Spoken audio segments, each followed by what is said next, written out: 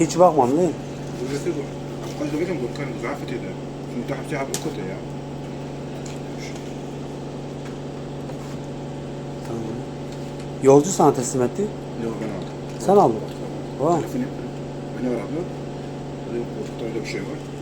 Tamam. Ama kaç diyor ki geri getir bana. Tam onu koy içine. Dolar var.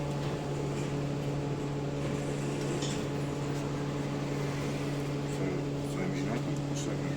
Tamam. Koy içine aynı o şekilde koy içine. Onu da koy içine. 9 numarayı ver hocam. Yok diyor o getirsin. Kamera kaydı alındı.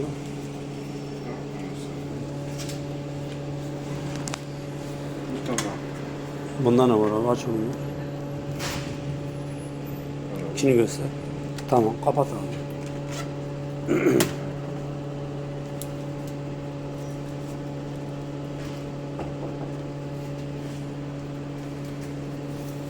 Bant kırıyorsa açılmamış. Açılmamış mı? Evet koy içine abi. Açılmamış. Başka? Şekerine ver inşallah şekerini. Onu Tamam başka bir şey yok. Tamam al bunları abi. işte bir aram şartı nasip et ya. Kalevri ne? Başka.